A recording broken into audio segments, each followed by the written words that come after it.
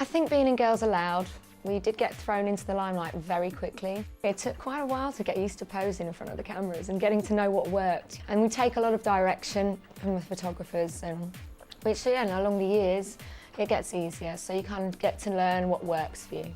I think the best hints that we've had from photographers is just keeping a good posture and keeping the shoulders down, keep it looking quite natural, not too forced. And if you're in a bikini, girls, always cross the legs and take it just from above the knee upwards. It's always very flattering, but always keep your back up, shoulders down, and whatever works for you. Some people prefer photos, from their profile. Some prefer straight on. Personally, I'm always like this.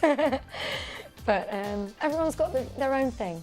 I think over the years, you do become a lot more critical of yourself because you're seeing yourself in magazines and papers, you're looking at yourself to approve pictures for photo shoots, things like that. And they're not always going to be perfect. So you kind of know when there's going to be a good one, but if there's a bad one, so I don't like that one.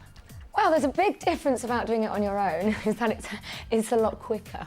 But when we're doing photo shoots as a group, it is more fun because there's more banter. When the music's playing and we can have a little boogie, it is like having a bit of a girls' night out, except it's in the day. Some of my favourite shoots, I'm lucky to say there's been so many. Love Machine, I love the Tangled Up album cover. Can't Speak French, oh, I really like that one. That was really kooky and I had mad wild hair. And I love experimenting with my hair. As everyone knows, I'm always chopping and changing. I'm a bit of a chameleon. I think some of my favourite photos, I remember when we were doing the show, there was our parents had to send in pictures of us as children when we were performing, and there was this one picture where I think it was my dad's cowboy boots on and some shades in front of a microphone. I was about 3 years old.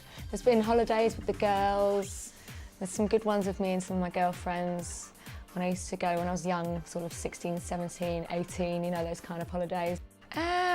Things going on this year that I'm excited about. Well, there's quite a lot going on this year, but it's in the pipeline right now, so I can't really say much about that. But next year I am preparing for solo material, so watch this space. Being in the band, yeah, we've been to a lot of places. We've been very lucky. We've been all over the world with that. We've been to Shanghai, we've been to Australia, we've been to New Zealand, Europe, America, into South America, so we've been very fortunate. But as we all live in London, I'd say the best thing about being in Britain is the beautiful countryside, for one, and I quite like London for its culture, its art, its architecture. You've always got amazing sights to see. You've got Buckingham Palace, you've got Windsor Castle. I really love Primrose Hill, where you can just look out over London. Spectacular views. I think something really, really British that I'd love to go to would be Wimbledon. I've never been, so fingers crossed I get to go one day. So as a bit of fun, I'm going to get involved with the Meet Britain project.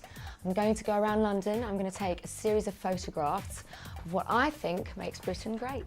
So as part of the campaign, we're asking members of the public to submit their own images to capture what they feel makes Britain great. So the competition's open until the 3rd of September, and the best images that are chosen will be displayed in a public exhibition, and you could win a PENTAX K30 camera, and there's also £1,000 up for grabs. So to find out how to get involved, check out the PENTAX UK Facebook page.